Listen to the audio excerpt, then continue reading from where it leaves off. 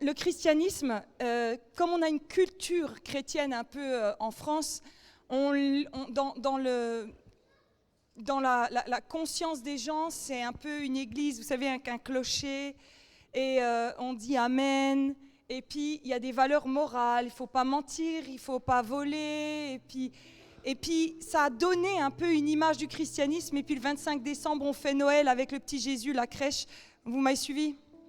Ça, c'est l'image qu'on a un peu du christianisme. Et le problème, c'est que dans le christianisme qu'on a fini par accepter, il y a un vrai problème. C'est qu'on a fini par réussir, et je ne sais pas comment on a fait, mais ça a été une grave erreur, à vivre le christianisme sans le Saint-Esprit. Et Paul et Jésus vont dire que le christianisme n'est pas du tout réalisable sans le Saint-Esprit. Et ça, c'est important parce que ça veut dire que, il y a un verset dans la Bible, par exemple, qui dit « Si tu vis par l'Esprit, tu n'accompliras pas les œuvres de la chair. » Il y a plein de chrétiens, ils combattent des péchés. Ils combattent. Et moi, je leur dis « Arrête de combattre le péché. » Alors, ça les choque. Et je leur dis « Retrouve une relation avec le Saint-Esprit, qui est la force contre le péché. » Et le problème aussi, c'est que comme on est en Occident, on a des bons médecins, et c'est très bien, c'est Dieu qui a donné l'intelligence aux médecins, mais du coup, on ne pense même plus à prier pour les malades. Alors que les chrétiens, on est censé voir des guérisons de façon comme on respire, parce qu'on a l'Esprit de Dieu en nous. Normalement, les démons doivent être chassés. Oui, les gens peuvent avoir des démons. Ah, tu me fiches la trouille, Johanna. Non. Justement, t'as Jésus, les démons, c'est que dalle face à Jésus. Amen. Et il y a des fois, tu es confronté face à des problèmes avec des gens et tu ne comprends pas pourquoi ils ne comprennent pas, tu ne comprends pas pourquoi c'est bloqué et tout. Ton combat est spirituel, la Bible, elle dit. Et le problème, c'est qu'on est devenus des chrétiens qui avons imposé parfois une morale à des gens en leur disant « T'es alcoolique, tu sais que c'est pas bien, il faut que tu arrêtes. » Tu crois que le gars, au fond de lui, il ne le sait pas ? Tu vas voir quelqu'un qui est dans la pornographie, puis tu vas lui dire « Tu sais, c'est pas bien, vraiment, arrête. » J'ai même entendu des gens dire qu'ils se mettent vous savez, pour essayer de ne pas tomber, ils ont toutes sortes de stratégies, vous savez, qu'ils mettent en place et tout.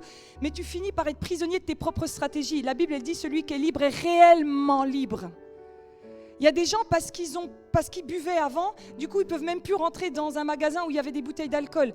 Moi, je te dis, j'ai vu des gens libres de l'alcool, tu peux faire ce que tu veux, ils ne replongent pas parce qu'ils sont libres par Jésus. Et là, le problème qu'on a, c'est que, bien sûr, il y a un réveil qui arrive, mais le réveil, c'est quoi ? Ça porte bien son nom. Tu te réveilles à dire, mais j'ai le Saint-Esprit. Et je suis passée à côté. Et il y a plein de chrétiens, ils ne savent pas vivre par le Saint-Esprit. Beaucoup. Et une fois, j'ai parlé avec un chrétien et je lui ai dit, mais c'est quand la dernière fois que tu as entendu Dieu ? Il m'a dit, Johanna, je vais être honnête avec toi. Ça fait longtemps. Sauf que la Bible, elle te dit que c'est du pain quotidien. L'homme ne vivra pas de pain seulement, mais de toute parole qui sort de la bouche de Dieu. Pour vivre, il te faut les paroles de Dieu. Il te faut le prophétique. Une vraie église, et franchement je vais peut-être choquer, je suis désolée si je choque, mais une vraie église doit avoir des ministères prophétiques, de guérison, de délivrance. Et aujourd'hui, nous avons des pasteurs qui enseignent, et c'est bien, ça fait partie, et nous avons des équipes de louanges, et ça c'est la plupart des églises, vous êtes avec moi ?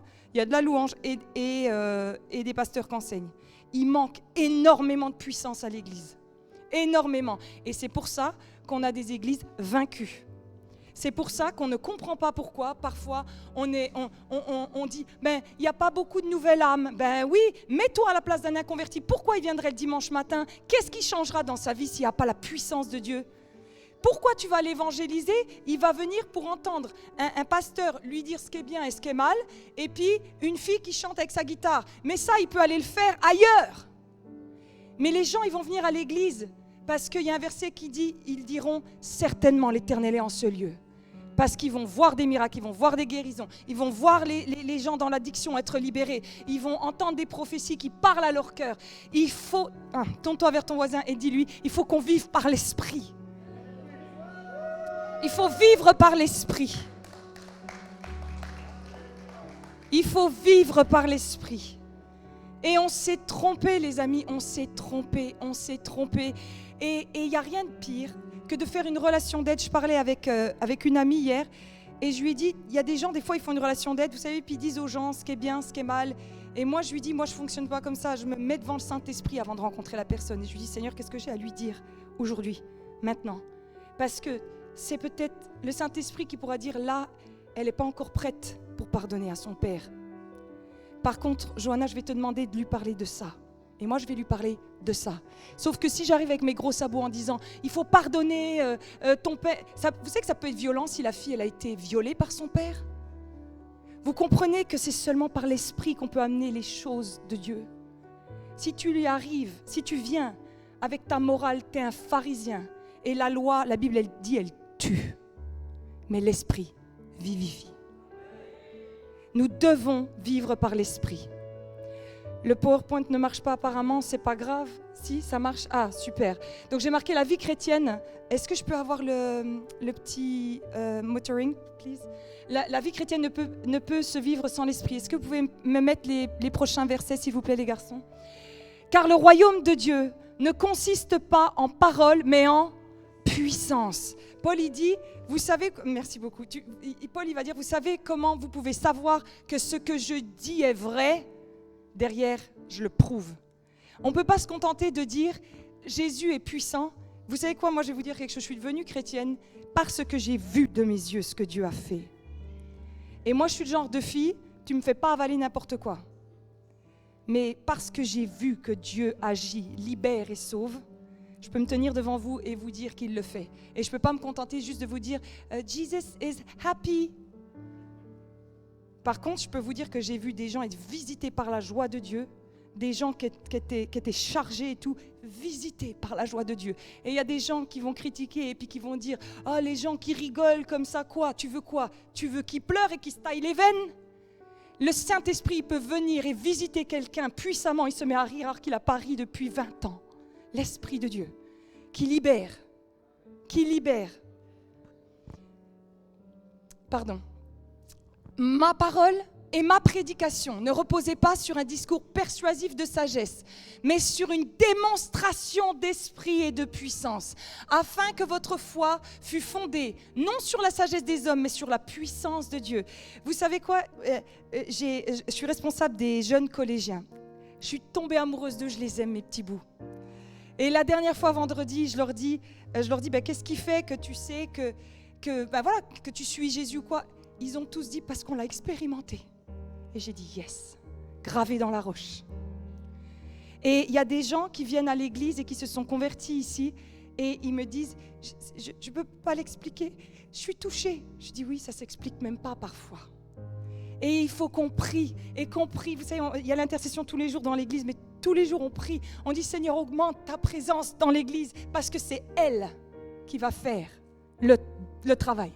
C'est la présence de Dieu qui va faire qu'alors que personne ne sait que tu es dans la porno en cachette, que là, tu es occulte et la présence de Dieu vient et brise un joug qui est sur ta vie dans lequel tu n'arrivais pas. Des choses dans ta vie où tu ne sais pas comment t'en sortir, tu as raison, tu ne peux pas. C'est seulement par l'Esprit de Dieu. Et on doit, en tant qu'Église, même en tant que chrétien, se repentir de dire, mais qu'est-ce qui fait que pendant des années, vous savez que le christianisme, il a été en baisse en Occident, eh bien, c'est dur ce que je veux dire, mais bien fait. Parce que c'est de notre faute. Ce n'est pas de la faute du monde. C'est jamais de la faute du monde. Ça commence avec nous. Parce que nous avons commencé à faire des églises où il ne fallait pas trop choquer. Ça te dérange que quelqu'un pleure? Ça te dérange que quelqu'un saute? Ça te dérange que quelqu'un soit visité par Dieu? C'est à se demander du coup si on est vraiment chrétien, parce que normalement ça te touche. Et dans les pays persécutés, ils ont un taux de croissance plus important que nous. Ce n'est pas l'extérieur qui pourrit l'Église. L'Église se pourrit de l'intérieur. Parce que la Bible elle nous dit que toute arme forgée contre toi, ça ne marche pas. Tout ce qui peut marcher contre toi, c'est ce que tu laisses faire dans ta vie. Et si tu marches par l'Esprit, c'est le réveil. Si nous marchons par l'Esprit, si chaque chrétien se dit, attends, on est devenu des églises avec des clubs. Vous savez, j'ai assisté à des réunions où on se disait, quelle est la prochaine animation que nous pouvons faire? Mais moi, je vous en fais plein des animations. Je vous en fais plein sur tous les thèmes. Ce que nous devons faire, c'est de se dire, ok, quel événement on peut faire, une fête de Noël, peu importe, et en même temps que ce soit imbibé du Saint-Esprit. Parce que si vous pensez qu'on va pouvoir dire aux gens, tu verras, le christianisme c'est sympa, le monde fait des fêtes beaucoup plus chères, avec beaucoup plus de spectacles que nous. Moi j'étais à un concert de Céline Dion, je peux vous dire, ça en jette, hein. Ça en jette. Ça change de, c'est mon amie Mélanie, elle ne sera pas offensée, de Mélanie avec sa guitare. T'es choqué? Oui, tu préfères Mélanie, papa. Toi aussi. Critiquez pas Céline Dion, hein. Respect. et la différence, pourquoi vous êtes là ce matin et pas au concert de Céline Dion, c'est parce qu'il y a la présence de Dieu quand vous êtes là. Amen. Amen. 1 Corinthiens 12 va nous parler des dons de l'Esprit. Et on va voir ça ensemble. Au verset 1, il est marqué « Pour ce qui concerne les dons spirituels, je ne veux pas, frères, que vous soyez dans l'ignorance. » Je sais, il y a plein de chrétiens qui disent « Ah oui, tu crois que Dieu guérit encore? Tu crois que je peux faire ça? Tu crois ?» Donc, on va balayer l'ignorance ce matin. Amen. Tu sais que tu peux avoir... Vous avez déjà entendu parler d'histoires de gens qui avaient un trésor dans leur jardin et ils ne le savaient pas? Tu peux avoir un trésor, le Saint-Esprit, et pas savoir le potentiel du Saint-Esprit en toi. Moi, au début, j'ai commencé, en lisant la Bible, à me dire « Ah, on a autorité sur les démons? Ok, alors je vais prendre autorité sur les démons. » Et ils partaient. Bien. La Bible dit que Dieu peut parler. Alors j'ai passé du temps avec Dieu. Est-ce qu'il m'a parlé tout de suite? Non. 1 jour, 2 jours, 3 jours, j'ai cherché Dieu jusqu'à ce qu'il m'ait parlé. Il parle. Amen. Il parle. Au verset 2, il y a marqué « Vous savez que lorsque vous étiez païens, vous vous laissiez entraîner vers les idoles. » Et j'ai marqué si tu ne vis pas la vie de l'esprit, tu voudras trouver le surnaturel ailleurs. Vous savez que tout ce qui est ésotérisme, tout ce qui est voyance et tout a complètement explosé. C'est un business incroyable. Vous allez dans les lives sur TikTok et tout, il y a plein de voyances et tout. Ça, c'est la faute à l'Église. Parce que c'est nous les prophètes. Et du coup, comme nous, on ne fait pas notre job, les gens, ils ont faim et soif de spirituel. Et ils vont ailleurs. C'est de notre faute. Parce que si nous étions des gens qui entendions le Saint-Esprit, où le monde saurait que dans l'Église, les gens sont libérés, guéris et sauvés, ils n'iront pas voir la voyante, ils viendront voir le prophète. Amen. Le mal n'avance jamais à cause du mal. Le mal avance parce que le bien n'est pas présent. Si on a rempli de bien, le mal, il n'a plus sa place. Amen. Amen. Et au verset 31, il est marqué « aspirer », c'est le mot « zélo » en grec, qui veut dire « brûler de zèle »,« poursuivez »,« bouillir d'envie » aux dons spirituels. Normalement, si tu es chrétien, Paul, il a dit « t'es chrétien, tu as le Saint-Esprit, en toi, ça devrait faire « je vais guérir les malades, je vais chasser les démons, je vais évangéliser, je vais vivre par l'Esprit. L'addiction qui tient ma fille, je vais la briser dans le nom de Jésus. L'addiction de drogue qui tient mon fils, je vais le briser dans le nom de Jésus. Il n'y a pas de pornographie chez moi, il n'y a pas de pornographie dans ma maison, dans le nom de Jésus. La pornographie, elle entraîne l'abus. Tous ceux qui ont abusé des enfants ont commencé dans la pornographie. Il faut éradiquer ça de la maison de Dieu. Amen. Amen. Et ça se fera par l'Esprit de Dieu. Il n'y a pas de condamnation. La pornographie, c'est très difficile de s'en sortir. Mais je te garantis qu'avec l'Esprit de Dieu, non seulement tu es libre, et après tu es dégoûté du truc. Parce que Dieu change ta vie. Il change ta vie. Notre personne, elle est conçue d'un corps. Et donc, du coup, tu as des dons comme le sport, tu peux avoir des capacités, la force, ça c'est des dons de ton corps. Tu as une âme et tu peux avoir des dons dans ton âme, de l'intelligence, de la musique, de la créativité, tu as des dons. Mais l'humain est fait d'un corps, d'une âme et d'un esprit. Et souvent, les gens connaissent leurs dons dans le corps. Tu sais si tu es sportif ou pas, hein. Moi, je ne suis pas sportif pour un clou. Je cours, voilà, j'ai toujours pas compris le plaisir de courir. Il y a des gens qui disent qu'après, tu as une hormone qui se libère.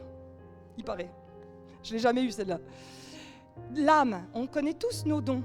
T'en as, ils sont bons en cuisine, t'en as, ils sont bons en travaux, ils sont créatifs. Mais peu connaissent les dons de l'esprit. Et quand tu deviens chrétien, tu es downloadé, tu es téléchargé avec le Saint-Esprit et il vient avec ses attributs, avec ses dons. Et 1 Corinthiens 12 parle des 9 dons cités dans la Bible. Et ce que nous allons faire ce matin, c'est que nous allons parler de ces dons. Je prie que le Saint-Esprit, alors que je prêche, ouvre votre esprit à savoir, ça c'est le don que Dieu m'a donné. Et on va se lever après ensemble, et l'équipe prophétique, elle aura des paroles pour chacun, et on va prier pour le baptême dans le Saint-Esprit. Parce que le baptême dans le Saint-Esprit, c'est pas que tu reçois le Saint-Esprit, c'est que tu l'as déjà, et il s'active. Quand tu es chrétien, tu as déjà reçu le Saint-Esprit, on est d'accord ? Le baptême dans le Saint-Esprit, ce n'est pas un deuxième Saint-Esprit qui arrive. C'est un Saint-Esprit déjà présent et qui jaillit de toi. La Bible elle dit comme des sources jusqu'à dans l'éternité.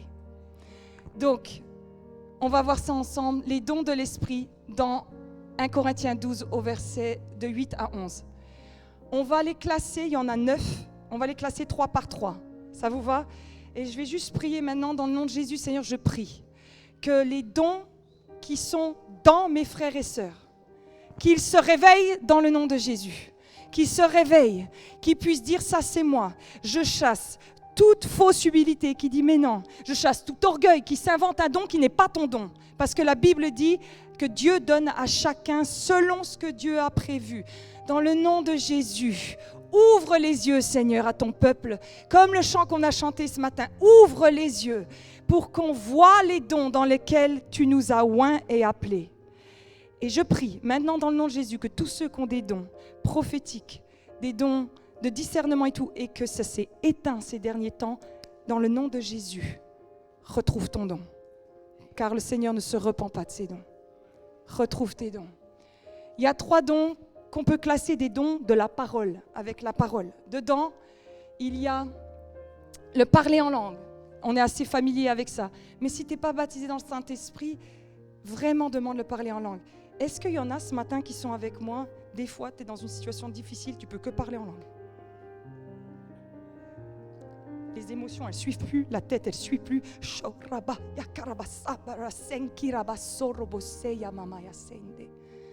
Quand tu ne sais pas comment prier pour quelqu'un, et tu pries en langue parce que c'est un don spirituel qui va et qui percute le monde des ténèbres. Quand il y a un problème spirituel, attaque spirituelle.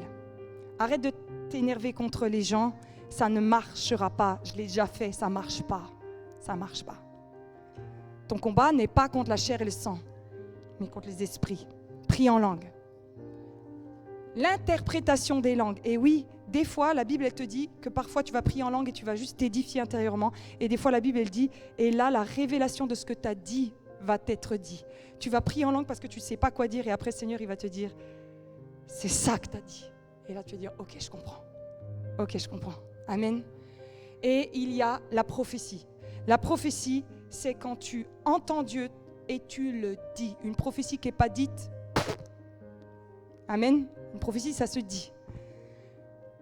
Il y a 3 autres dons qui sont des dons de connaissance et de révélation. Dans 1 Corinthiens 12, il parle d'un don de sagesse. Le don de sagesse, souvent, c'est des gens, ils peuvent te conseiller et te dire ce que tu dois faire dans le futur. Ils vont te dire, je serai toi. Je ne marierai pas ce gars. Don de sagesse. Parce que les dons spirituels, souvent, nous pensons que c'est un truc, vous savez, où le feu, il va venir dans la salle et avec 8 anges qui vont faire. Et parfois, c'est un pasteur qui vient te voir et qui te dit, je serai toi, je ne marierai pas cette personne. Et ça, c'est un don spirituel qui vient et qui dit la vérité dans ta vie. Ou qui te dit d'arrêter ton concubinage. C'est de la sagesse. Parce que la sagesse, elle permet de te dire ce qu'il faut faire dans l'avenir pour que ta vie soit sauvée. La sagesse, je serai toi, je ne ferai pas ça.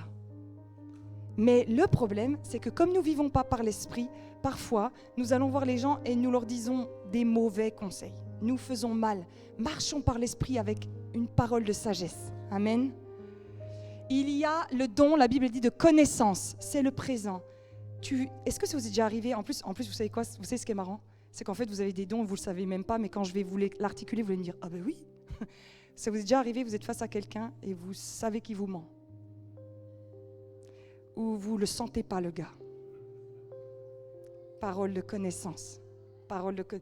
Si en vous, des fois, moi je dis aux gens, je ne peux pas l'expliquer. Vous ne sentez pas quelqu'un et la personne, elle te dit, mais pourquoi? Tu ne sais pas. Dieu ne t'a pas dit pourquoi. Il t'a juste dit, Dieu n'a pas à se justifier. Dieu te dit juste, no. So you don't go. Si c'est non, c'est non. Et mon fils, vous savez, c'est un ado tout le temps, il me dit, pourquoi? Les mamans, vous êtes avec moi, le mot pourquoi là? Quand je vais arriver au ciel, je vais dire, Dieu, pourquoi t'as inventé ce mot? Pourquoi? Les enfants, pourquoi t'as dit non? Pourquoi je peux pas prendre mon portable? Pourquoi? Écoutez, on doit marcher par la confiance.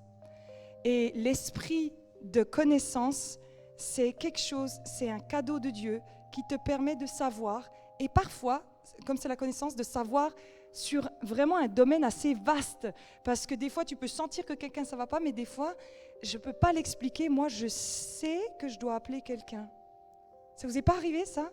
Ou tu sais que tu dois prier pour quelqu'un. Je ne peux pas l'expliquer, mais voilà. Je veux juste vous dire, si vous pensez souvent à quelqu'un, c'est Dieu, ça. Vous ne savez pas pourquoi ça fait 2, 3, 4, 5 jours, 2 semaines. Ouh. Et dans les connaissances et révélations, il y a le discernement des esprits. Vous savez que votre corps est moins réel que votre esprit. Votre esprit, il va être pour l'éternité. Votre corps, il va pourrir. Un jour, il n'y aura plus. Tu sais, ton beau brushing, là, et tout l'argent que tu mets dans tout ton physique. Ça ne va pas durer. Mais l'esprit, lui, il dure. Donc l'esprit, c'est les vraies choses. Et le discernement des esprits, ça peut être que tu captes quand quelque chose spirituel. Vous savez quoi? Vous savez ce que j'aime? il y a un jour, c'est des gens qui ont besoin de délivrance. Hein. Il y a un jour, quelqu'un qui est venu et puis qui m'a dit, je te supporte pas. Je lui ai dit, oui. Je vais dire, cool, je dérange les démons. Vous voyez? Je dis, oui, je suis contente que tu... Enfin, le démon, hein, pas les gens, hein, bien évidemment. Mais discernement des esprits, parce que sinon, je peux très bien lui dire, quoi? C'est quoi qui te dérange chez moi? Hein? Ouais? Non, j'ai compris ce qui le dérangeait. C'est un conflit spirituel. Après, je peux agacer aussi dans la vraie vie, et puis c'est pas toujours les gens qui ont des démons, hein. On est d'accord, hein? La prochaine fois que votre conjoint vous dit, tu me prends la tête, lui dites pas, rire de moi Satan. On se calme, hein? On se détend. Tout n'est pas... Mais des fois, vous pouvez sentir. Le discernement des esprits, c'est aussi la possibilité de voir l'esprit de Dieu dans la vie des gens. C'est pas que voir les mauvais esprits. C'est discerner les dons chez les gens, les capacités chez les gens, ou la présence angélique. Amen? Amen. Ouais. 3 autres dons, alors ceux-là, je les ai classés dans ce que j'appelle des dons d'action, de puissance.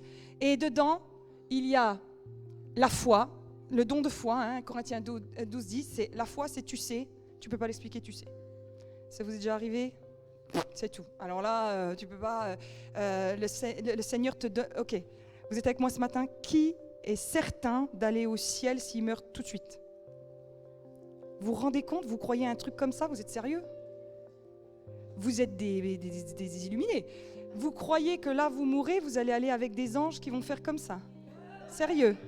Vous avez la foi. Amen. Vous avez la foi. C'est ça la foi. Un truc, mais complètement perché, mais tu sais. Que tu sais. Que tu sais. Que tu sais, que tu sais, que tu sais.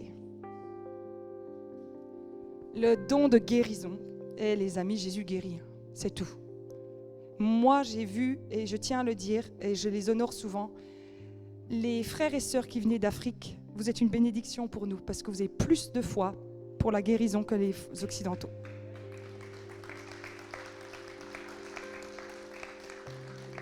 Merci.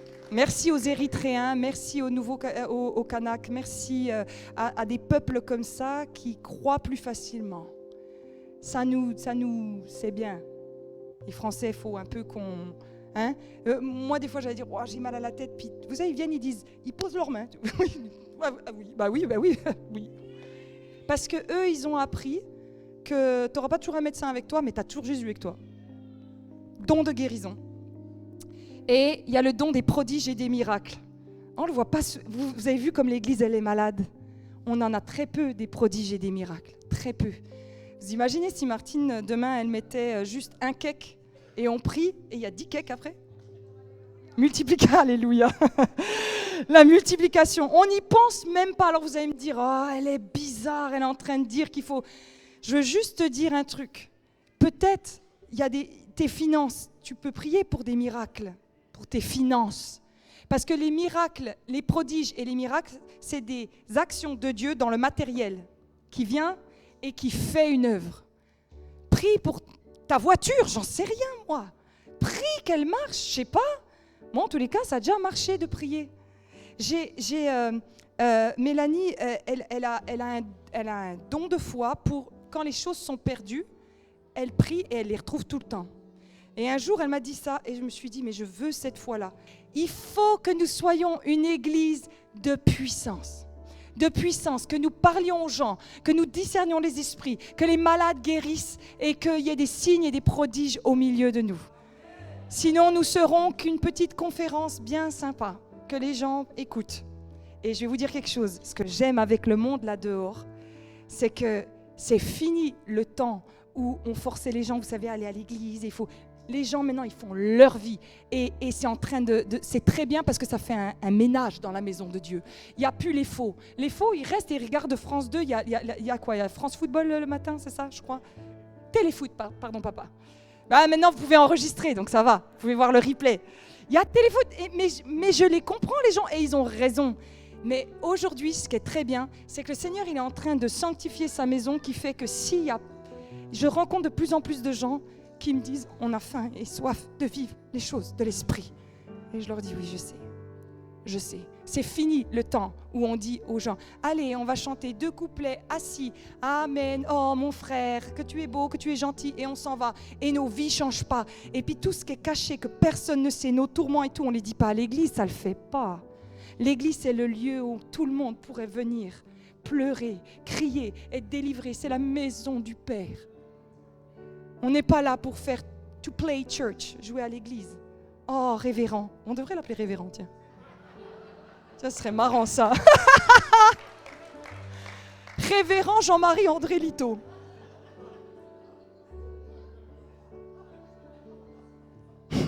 Il aime pas. Oh, mon papa d'amour. La parole de Dieu, elle dit, or à chacun, qu'est-ce qu'ils ont dit, ces Guy? Essayez de vous discipliner, les garçons. Nous sommes à l'église. Or, à chacun, la manifestation de l'esprit est donnée pour le bien de tous. En effet, à l'un est donné l'esprit de sagesse. À l'un est donné le don de connaissance. À l'un, et c'est par le même esprit, à l'un est donné le don de foi, par le même esprit. À l'un est donné le don de guérison, par le même esprit. Un autre est donné la possibilité de faire des miracles et des prodiges. À un autre de prophétiser. Et à un autre le discernement des esprits. Et à un autre des diverses langues, et le parler en langue, et l'interprétation des langues. Mais toutes choses sont faites par le même esprit, par celui qui l'accomplit, et qui le distribue à chacun comme il veut. Ça se trouve, toi, tu as le don de guérison, et moi, non. J'ai le don, peut-être 2 fois. Mais du coup, ça va m'obliger de demander à mon frère de prier pour moi. Un peu d'humilité. Et ça va calmer tous les ministères qui disent « Je suis le grand prophète oint de Carlos Popoulos ».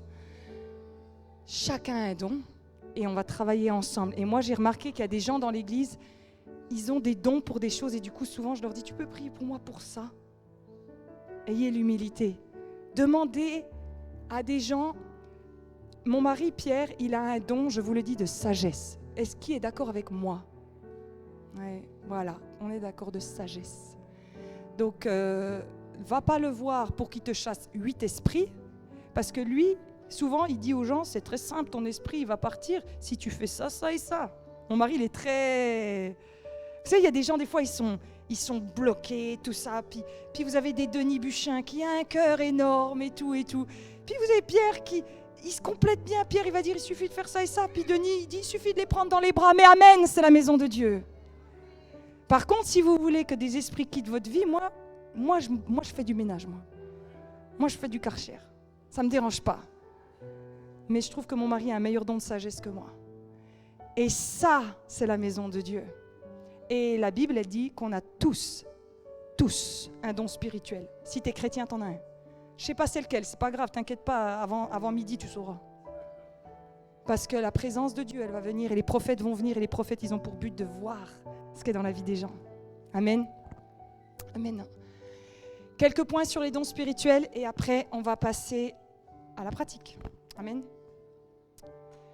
Un don est un cadeau de Dieu. Attention, pas confondre avec la sanctification, c'est quelque chose sur lequel je combats beaucoup.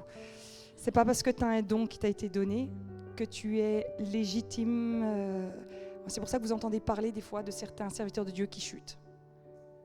Le don, c'est quelque chose de surnaturel, un don que Dieu a donné à la personne. Et des fois, ça équivaut pas à sanctification. Donc soyez vigilants, parce que parfois nous finissons par aduler la personne parce qu'elle a un don. Mais restons, amen, restons les yeux bien ouverts. Un don a pour but de servir les autres. T'es pas le grand prophète de la France. Tu n'es pas le grand ministère de je sais pas quoi. Un ministère, il sert. Ministère. Mini. Donne ta vie. Il y a des gens, des fois, ils disent mais Jean-Marie ne m'a pas laissé donner ma parole dimanche. T'es là pour servir. Si c'était pas le moment, c'est pas le moment. Oui, mais, il n'y a pas de oui, mais. Donne ta vie. Et la parole que tu as reçue, ne t'inquiète pas. La Bible, elle dit que quand on reçoit une parole, il y a le temps où il faut la donner aussi. C'est pas parce que tout de suite tu l'as eu. Des fois, il faut la prendre. Il faut prier, il faut l'intercéder, il faut la travailler, il faut la partager au pasteur. Vous voyez, c'est des paroles de Dieu. Les paroles de Dieu, c'est des épées, la Bible, elle dit. On ne fait pas n'importe quoi avec une épée. Amen. Donc, on sert. L'Esprit qui les accomplit en les distribuant, chacun en particulier comme il veut. Et j'ai aussi mis le passage en Romains, nous avons des dons différents selon la grâce qui nous a été accordée. Chacun a des dons.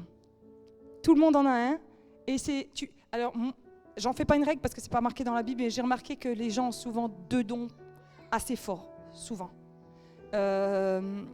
Tu peux après exercer les autres dons, mais souvent il y en a 2 assez forts, quoi. Un don ne doit pas être négligé. Dans 1 Timothée, Paul il va dire ne néglige pas le don. Je peux vous dire quelque chose, vous me permettez, hein. Je suis un peu triste, il y a des gens dans l'église, vous avez reçu un don prophétique et c'est pas bien parce que vous l'utilisez pas bien. Permettez-moi, hein, vous donnez une parole toutes les 6 semaines, quand ça vous vient. Moi je serais vous, si j'avais une onction prophétique, je me lèverais tôt les dimanches matins, je prierais pour le culte. Je prendrai un carnet de notes, parce que vous êtes prophétique, n'oubliez pas. Et je noterai les gens pour qui Dieu me parle et tout. Je demanderai au pasteur si je peux faire partie de l'équipe prière, pour que quand on prie pour les gens, j'ai des clés, je donne, je libère les choses. Elle est pas là, elle est avec les enfants, mais je veux honorer Myriam, parce que Myriam est comme ça. Myriam, si je prie pour quelqu'un, elle est à côté, elle prie, elle vient, elle a une parole, ça débloque des fois des choses. Si le groupe de louanges, permettez-moi, hein, franchement, c'est vraiment, prenez-le comme de l'amour. Hein. Si le groupe de louanges fonctionnait comme certains prophètes dans l'église, nous chanterions 5 minutes par mois. Hein. Nous, on se voit, on répète, on prépare, on choisit les chants, on prie pour vous. Vous voyez ? Et du coup, vous aimez les temps de louange, j'ai l'impression. Bon, c'est préparé. Parce que c'est notre appel, alors nous sommes sérieux et nous le faisons bien, nous pouvons progresser, mais nous essayons de le faire bien. Les personnes prophétiques, faites attention qu'à un moment donné, c'est Rick Joyner qui dit ça, que le Seigneur finisse pas par dire « Écoute, je t'ai fait confiance 1 fois, 2 fois, 3 fois, 10 ans, 15 ans, maintenant je vais lever quelqu'un d'autre. Je t'ai assez attendu. » Donc il y a des gens, vous avez des dons, et que la crainte de Dieu vienne quand même, on ne se moque pas de Dieu. Il vient, il donne des dons, il déverse son esprit. Tu parles en langue et en fait tu finis par prier en langue que le dimanche matin quand c'est Mélanie qui ouvre le petit moment musical où on peut chanter en langue. Non, tu chantes en langue à la maison. Tu chantes en langue dans ta voiture. Un don, si tu ne l'utilises pas, il se calcifie. On va prendre un sportif, il a un don pour courir, mais s'il ne court pas. Mon fils, il a un don pour le foot, mais s'il ne prend jamais le ballon. Donc vraiment, je pense qu'il y a un besoin de repentance dans l'église. Si tu as un don pour l'intercession, si tu as un don pour la prière, si tu as un don pour les miracles et tout, et que tu ne l'utilises pas, c'est pas bien. Et Dieu, quand tu vas aller au ciel, il y a un moment donné, on rend des comptes. La parabole des talents, il va te dire, je t'ai donné. T'en as fait quoi ? Je t'ai donné le don de prophétie, t'en as fait quoi ? Ça fait 4, 5 nuits que je te donne un songe. T'en as fait quoi ? Oh, je pensais que c'était juste un rêve. Ah ouais ? un tiers des révélations bibliques sont des songes. Joseph a su que Jésus allait venir sur terre être son fils que par songe. C'est des anges qui viennent lui parler dans des songes. Vous imaginez ce qu'il a cru, le mec? Il a cru que la fiancée qu'il avait était enceinte par l'opération du Saint-Esprit, par un rêve. Moi, tu me la fais pas, moi, celle-là. Hein. Moi, si demain, mon mari me dit « j'ai rêvé que... » Sorry. Non, il y a cru. Dieu parle énormément en songe. Et dans Job, il est marqué « mais l'homme n'y prend pas garde ». Le don n'est pas un ministère. La Bible, elle explique, il y a le don et il y a le ministère. Le ministère, c'est un petit peu comme on est tous sportifs et tu as les sportifs de haut niveau. Un ministère, c'est autre chose. C'est quelqu'un qui a l'autorité d'enseigner les autres dans ce don-là. Par exemple, tu es prophétique, tu reçois des choses, mais le ministère, lui, il lève des gens et il se tient devant l'assemblée pour leur enseigner comment vivre ce don. Vous voyez la différence? Il y a une différence. Donc, restez humble aussi dans votre don. Amen. C'est pas parce que vous avez eu un songe que ça y est, vous êtes le prochain Élie. Ouais, enfin, je dis ça parce que des fois, on a des... des gens, c'est particulier quand même, hein. Il faut un peu d'équilibre. Et là, il est marqué dans 1 Corinthiens 14, 1, il est marqué « Recherchez l'amour et aspirez au don spirituel ». Tu cherches d'abord à aimer et après, tu exerces le don spirituel. Tu ne vas pas vers les gens en disant « Le Seigneur, il te dit ta ta ta ta ta ta ». Si tu n'aimes pas, tais-toi, franchement. Tu aimes. Et après, tu exerces le don de l'Esprit parce que l'Esprit de Dieu, il coule dans l'amour. Il est un avec l'amour. Et il y a des déviances dans les milieux chrétiens, de toute façon, il faut le dire. Il y a des déviances dans les milieux chrétiens et des abus qui ont pu avoir lieu et tout, parce que les gens, ils étaient en admiration devant quelqu'un qui avait un don et les gens l'utilisent pour manipuler. Ah, vous êtes d'accord avec moi, c'est moche. C'est moche. Mais Dieu, il est en train de sanctifier sa maison, hein. Il y a un ménage qui est en train de se faire, on entend parler de trucs, je dis c'est très bien, allez hop, dehors. Si tu exerces un ministère sans amour, merci, on n'a pas besoin de toi. On n'a pas besoin de toi. On a besoin d'amour. On a besoin d'amour. Et un don perdu peut se ranimer. Dans Timothée, il est marqué, Paul il dit, je t'exhorte Timothée à ranimer le don que tu as reçu. J'ai parlé des prophètes tout à l'heure, mais tous ceux qui ont un don, vous savez que ça se ranime? Ça peut se ranimer. Si tu t'es éteint pendant un temps, c'est pas grave. Notre Dieu peut souffler sur les braises. Et ça peut revenir. Ça peut revenir. Dieu ne se repent pas de ses dons. Je te garantis que si tu as un don, c'est un cadeau. Et tu l'as. Tu l'as et c'est comme ça. Et il ne le retirera jamais. Il est peut-être éteint, mais pas mort. Dis à ton voisin, éteint, mais pas mort. Éteint, mais pas mort. Les dons de l'Esprit sont là. Cultivez vos dons. Vos dons sont utiles. Leur réveil sera le moment où tous les enfants de Dieu se lèveront remplis de l'Esprit. Remplis de l'Esprit. Est-ce que le groupe de louanges, vous pouvez venir? Il y a on va exercer les dons spirituels. Il y a des personnes qui avaient eu des paroles. Vous pouvez venir, on va vous laisser le temps de les donner. Et si tu n'es pas baptisé dans le Saint-Esprit, si tu n'exerces pas des dons, en voici les symptômes. Tu as une vie spirituelle sèche. Tu as des difficultés dans lesquelles tu ne t'en sors pas. Tu te décourages très facilement. Parce que quand on marche par la vie de l'Esprit, la Bible, elle nous dit qu'il nous régénère. Tu pries et tu es découragé parce que ça ne marche pas. La Bible, elle nous dit de prier par l'Esprit. Tu pries avec le Saint-Esprit. Tu récites pas 8 fois Notre Père comme un abruti. Non. Tu pries par l'Esprit. Et si ce matin, tu viens à l'église, des fois tu viens pas, des fois... Je sais, tu vas me dire, mais tu sais, j'aime toujours Dieu. Je ne vais pas te mentir. Tu es refroidi. Parce que les dons qui nous sont donnés, c'est pour le bien commun, la Bible dit. Un don que tu reçois, c'est un don qui est fait pour circuler, pour donner. Et plus tu donneras, plus tu recevras. Tu verras. Prophétiquement, ça se passe comme ça en plus. Plus tu reçois, plus tu donnes. Et plus tu donnes, plus tu reçois.